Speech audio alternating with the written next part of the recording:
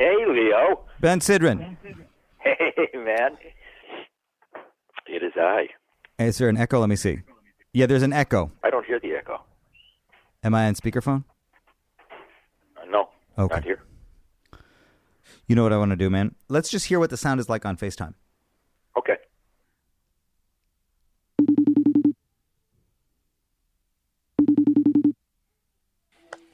Just out of curiosity, this is our experiment.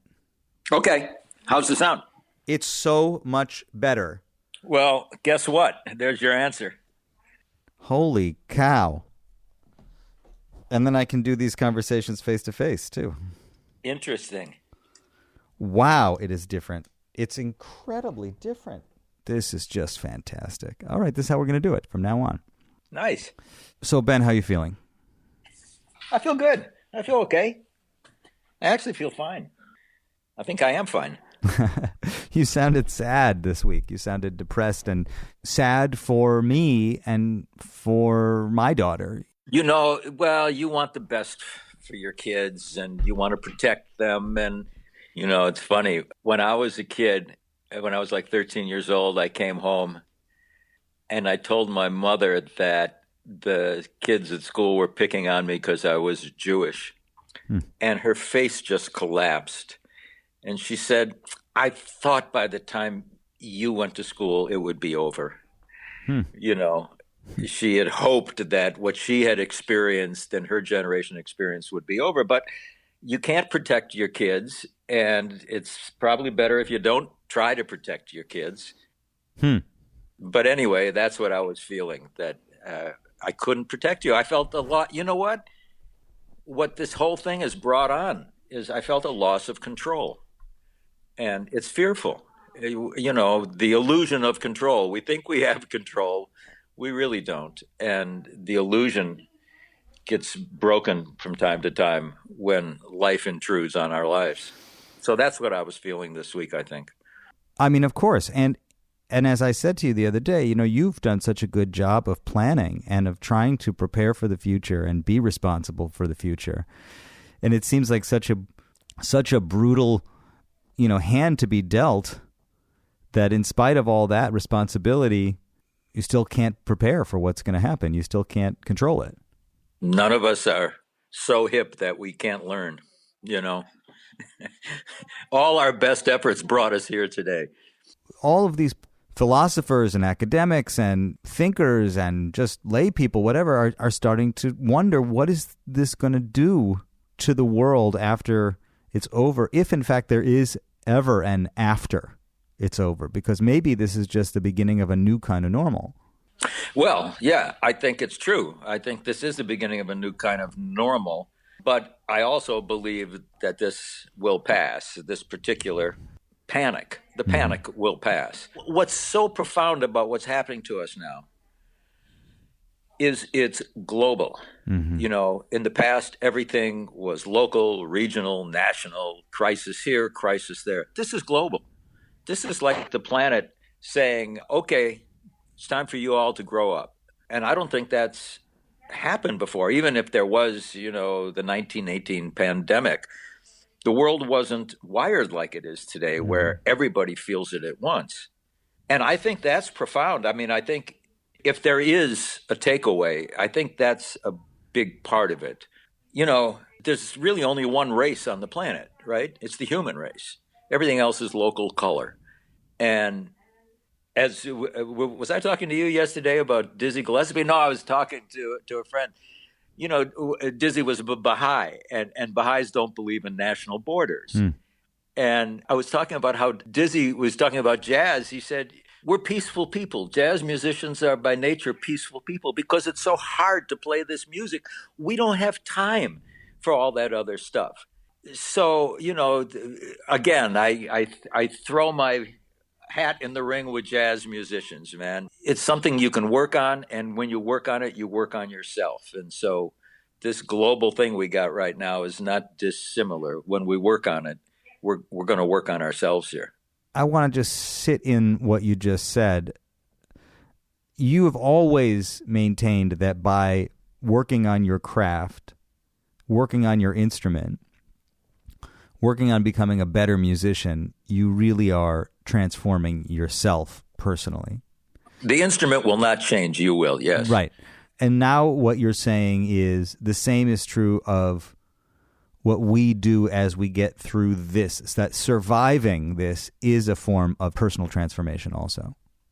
Absolutely right. And in the words of Barack Obama, we got this. Yes, we can. Yes, we can. This is who we are. Look, fear got us into the situation we're in today. The fear that we're not in control of it makes it even worse. But, it's a cliche, but it's true. When you're afraid of something, if you go toward it, it tends to dissolve. That's true with, if you want something really bad, like you want to be a musician, you go toward it. Go see what the details are of it. And it's not so bad.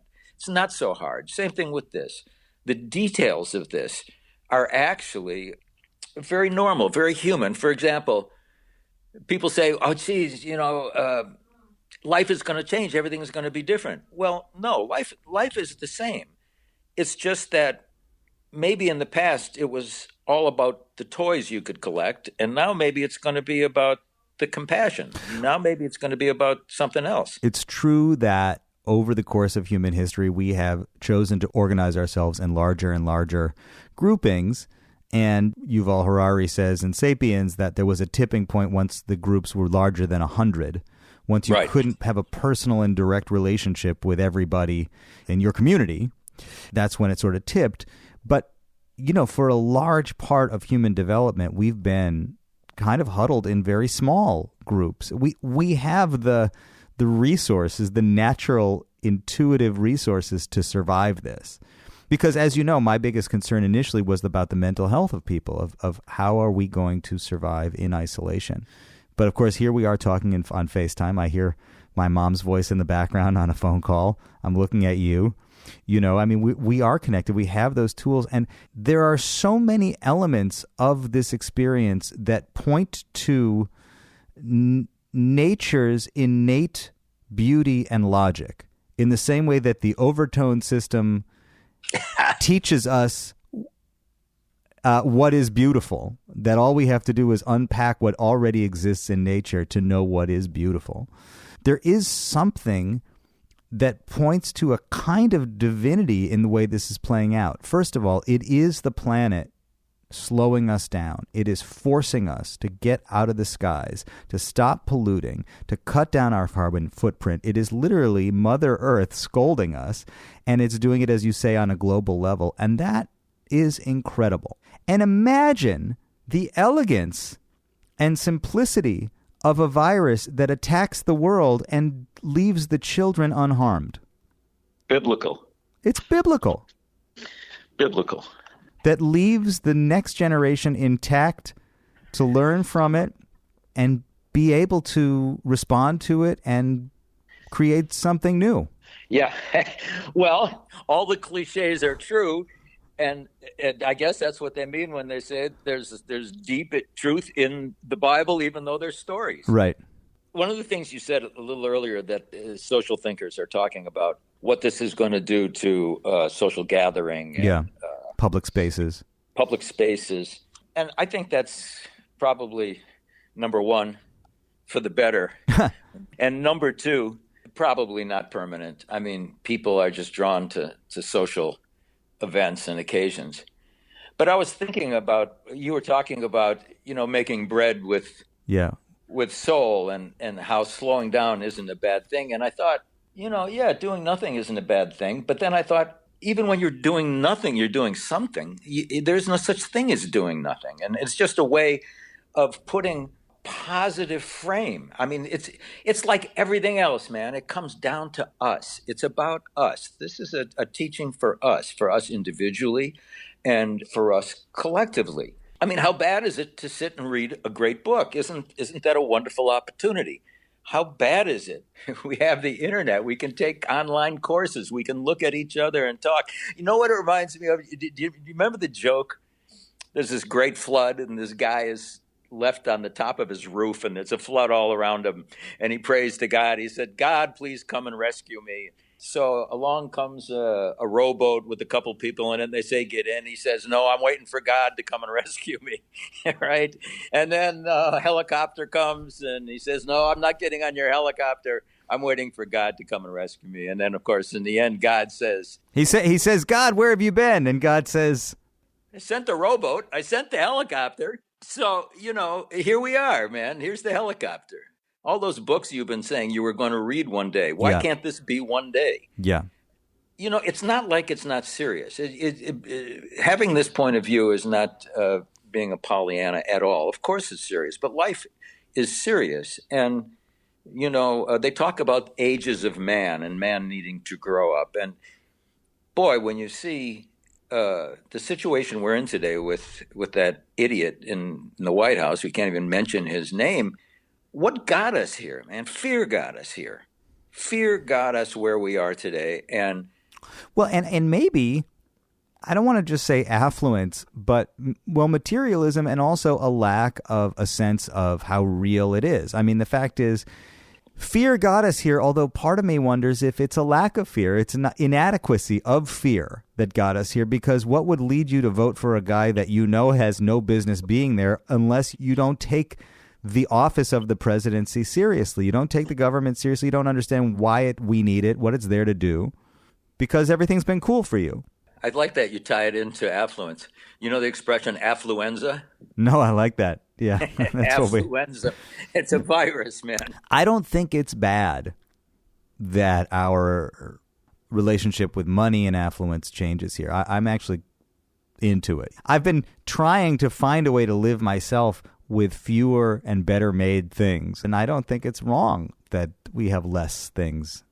Oh, not only is it not wrong, it's immediately rewarding when you go in that direction. Because once you focus down on the quality of the experience rather than the quantity of the artifacts, you find you can exhale. That the tension is in the illusion of gathering a big pile of material things to ward off death. I mean, you heard me say the other day, yeah, we're terrified of a virus, but the virus we're really terrified is called life, and it has 100% mortality. Yeah. Nobody gets out of here alive.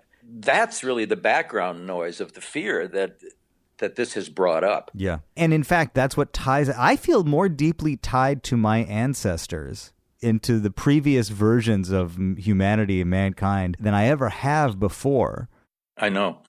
On the other hand, you like to say that history has been marching forward. It has been marching in a direction towards social justice, towards equality. And I think to an extent that is still true. But this gives you a sense that as far as, you were talking about man has to grow up, as far as we feel like we've come, we really haven't come that far. So like Mose Allison's line, the smartest man in the whole round world really don't know that much. Right. My belief that the arc of history bends toward social justice is just as faith-based as somebody else's belief that there's a great lobster in the sky who's going to save us. I mean, it's faith-based. I mean, and it's a cliche, but the cliche is that the universe is either indifferent or the universe is good or the universe is bad, take your pick. And I think the easiest thing to say is the universe is indifferent, but it does seem to me when you look at beauty, I mean, it really comes down to beauty. Beauty is a sign of goodness. The fact that we have an aesthetic sense, and there's beauty in ideas, there's beauty in the world. But this is why I draw the connection between the Overtone series and a virus that saves children. I am totally there with you. When I say it's biblical, I mean it kind of sets me back on my heels. Yeah. Now, in the meantime, my heart breaks for my granddaughter having to go through this. She was just skipping down the lane when suddenly the wolf came up from behind the tree. But like when you say it connects us to our ancestors, you and I have ancestors who got on a boat at 10 years old by themselves and sailed across the ocean and walked up the gangplank and went into the teeming unknown. And we're okay. You and I are the results of that. So we are not the first ones to know pain. As a matter of fact, I look at these college kids who went on spring break to the beach. Did you see any of this stuff? And I thought, that is the lost generation. That is a generation that was raised in between signposts on the road, and I fear desperately for those kids. Huh. Interesting. I mean, I suppose those are kids who were born after September 11th, but they didn't witness it. And so it didn't mean anything to them viscerally. It didn't mean anything to them really personally. And they're too old for this to really matter. And, fuck those kids. Denial is not just a river in Egypt, you know? Yeah. The problem for me, being a dyed-in-the-wool agnostic, is this feeling, this suspicion that nature just upped its game. Yeah. That it just feels like this is really a learning moment. I mean, if you've ever had learning moments in your life, you can't learn anything unless you're surprised. If you expect it, you don't learn it. It doesn't stick. Yeah. To learn something, you have to be surprised. Yeah. And I think that's what we're talking about here. This is a shock. You know. Oh, hold on one second. The challah timer went off. The challah timer went off. See? This is good. It's a big drag. This is happening. Nobody can put a smiley face on this. And there's a lot of tragedy. I mean, there's no shortage of tragedy in this world. And if something happens to me or to you or to my family, I will be as destroyed as anybody can be destroyed. But, life hangs on a silver thread. I got that image when I got my pacemaker. The image was that there's this little thin wire that I'm suspended from, mm-hmm. and that's life. And the main thing was not only that, but everybody's life hangs from a silver thread. I'm just lucky that I got to learn that by having a pacemaker implanted. And so while we're here, the message really is the cliches are true. Be kind to yourself, mm-hmm. be kind to one another, be kind to your environment. It's not a zero-sum game. Nature is magnificent. Good multiplies good. I mean, I know I'm talking like I should be wearing a collar here, but there's nothing that I'm saying that isn't in the music. There's nothing I'm saying that Coltrane didn't say. I'm glad that Coltrane didn't say. I'm glad that you bring it back to that, because this is a big part of the question. You and I have been talking for a few years about how the music that you love is 20th century music, that the cultural experience around it was a 20th century cultural experience. And really into the first 2 decades now of the 21st century, we've been kind of trying to decide whether or not it's an extension of the 20th century or if the rules have changed, and it does seem to an extent like, boy, everything's going to be different coming out of this. If our social space is reframed after this, what does that mean for music performance? What does that mean for the jazz club? What does that mean for the concert? What does that mean for the musician? What does that mean for the freelance mercenary artist who gets paid by performing in front of people? All of that may turn out to have been kind of 20th century stuff.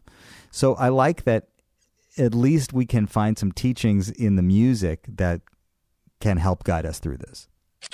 Yeah, and I don't believe that's going to happen. My feeling is that there was music back in the caves 40,000 years ago, and those musicians got a free dinner after they played, whether they didn't get paid, but at least they got a piece of Brontosaurus or something. Right. The social space, it'll change at first, but, people have always needed to gather around a fire, man. I don't see that changing. What I see changing, at least temporarily, is the arrogance of affluenza. I see that changing. And I also see, in Dizzy Gillespie's phrase, borders are man-made, and that we are really all here together. Yeah. I mean, I see that as the ultimate takeaway. I mean, I guess I'm looking 5 years down, not 5 weeks down. That's the thing. It actually hurts more when you say you can't leave your house for 5 weeks than it does to say 5 years from now we're going to have an all new society. Isn't that something? Yeah. The 5 weeks part is the part that hurts more than the 5 years part, It's true, but I'm telling you, there's that pile of books you said you wanted to read. Yeah. It's hard. It's hard, but take one off the top and sit down and make a cup of tea. Yeah. and read that book and listen to that record again. You remember when you got that record, that CD, and you heard it 10 times, and you thought, "Oh man, I'm going to come back. I'm going to listen to that solo, man, Jackie McLean. Oh my God, how did he, right? Put it on. Yeah. All right, man. Sorry, I didn't have better news for you. What are you talking about? You had great news. I got to go make the challah. I love you. I love you. Bye-bye.